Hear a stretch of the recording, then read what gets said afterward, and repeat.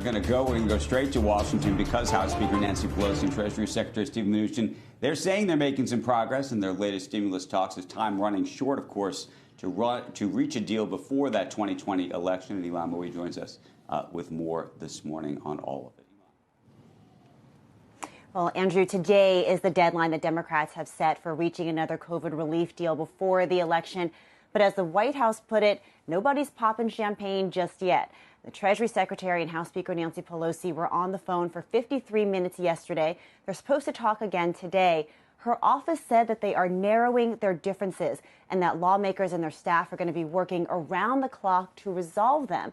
But she also said that this divide now goes deeper than dollars. Democrats and the administration don't have the same values, she said, and White House Chief of Staff Mark Meadows agreed with her. Right now, again, it's not a number as much as it is the underlying policy that's a problem. And if there were areas that we could invest in that would provide growth opportunities for the economy, for example, monies in infrastructure, money in bringing back manufacturing from China to America. Now, the other problem is that the White House and Senate Republicans may not have shared values either. The Senate is going to be voting today on a very narrow standalone extension of the payroll protection program. Now, this measure is not expected to go anywhere, but it is something that Republicans can sort of unify around and rally around before the election because, guys, right now it's not clear how many, if any, Republicans would support a deal that President Trump stuck with the Democrats. Back over to you.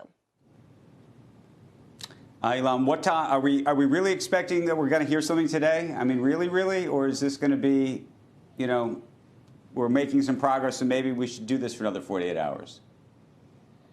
Yeah, we've been burned before on many different deadlines, Andrew, so I am hesitant to say that this is the absolute final day. But clearly, lawmakers want to get back to the campaign trail. They don't want to have to take their members, and bring them back to Washington in the final days before the election. The Senate is in session this week, so it makes sense that if something is going to happen, it would happen this week. They are still talking, so that opens that little window of hope for them to reach some sort of agreement. But, this is not just a negotiation between the White House and between Democrats. As I pointed out, Senate Republicans are also major players in this, and there has not been a concerted effort to reach out to that chamber so far. So there would still be quite a heavy lift to be done, even if Mnuchin and Pelosi were able to reach some sort of deal today.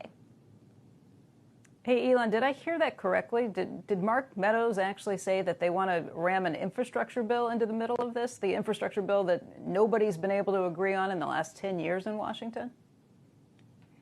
I think his point was that there are places where they feel that they can spend money and have it be spent wisely in a way that does help the economy. They do sort of agree on that. The point there I think he was making is that exactly how to do it, that is where they're getting bogged down at this point, that they've come close enough in terms of the top line number, but now it's all of the language that is tripping them up.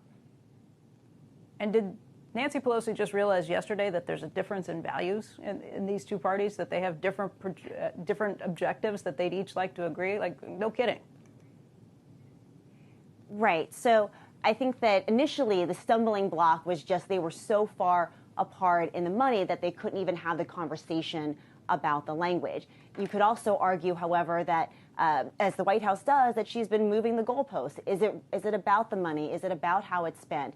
In a bill that's going to span hundreds of pages, certainly there's always going to be language that you could quibble over. So is there really an interest on the part of the Democrats in finding a solution here?